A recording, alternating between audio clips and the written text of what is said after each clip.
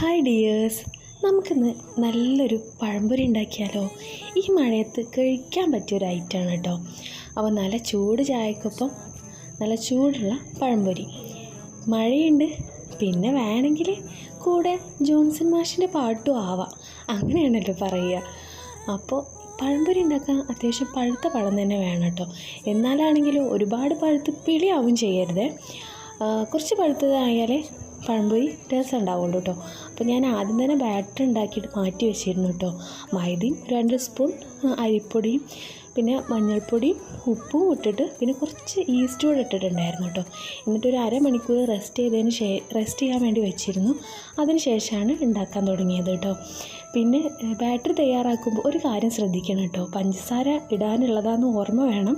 കാരണം കുറച്ച് കഴിഞ്ഞ് ചിലപ്പം പഞ്ചസാര മെൽട്ടായി കഴിയുമ്പോൾ ബാറ്റർ ചിലപ്പോൾ ലൂസായി പോകും. അപ്പോൾ അത് ശ്രദ്ധിച്ചിട്ട് വേണം വെള്ളം ഒഴിച്ച് മിക്സ് ചെയ്യാൻ കേട്ടോ. എനിക്ക് എപ്പോഴും പറ്റുന്ന ഒരു അബദ്ധമാണ്, അതുകൊണ്ടാണ് കേട്ടോ ഞാൻ പറഞ്ഞത്. അപ്പോൾ ഞാൻ കുറച്ച് അധികം ക്വാണ്ടിറ്റിയിൽ ഉണ്ടാക്കിയിരുന്നു. എനിക്ക് ഈ വൈകിട്ടൊക്കെ ഉണ്ടാക്കിയ പഴംപൊരി പിറ്റേ ദിവസം രാവിലെ കഴിക്കാൻ വേണ്ടിയിട്ട് വളരെ ഇഷ്ടമാണ് കേട്ടോ. പിന്നെ കുറച്ച് മാവ് ബാക്കിയുണ്ടായിരുന്നു, അത് ഞാൻ വെറുതെ എണ്ണയിൽ ഒഴിച്ചിട്ട് ചുട്ടെടുത്തു കേട്ടോ. അങ്ങനെ ഭയങ്കര ടേസ്റ്റാണ് കേട്ടോ. ട്രൈ ചെയ്യാത്തവരുണ്ടെങ്കിൽ അങ്ങനെ ഒന്ന് ട്രൈ ചെയ്ത് നോക്കും. അപ്പോൾ അത്രയേ ഉള്ളൂ. Tata, thanks for watching.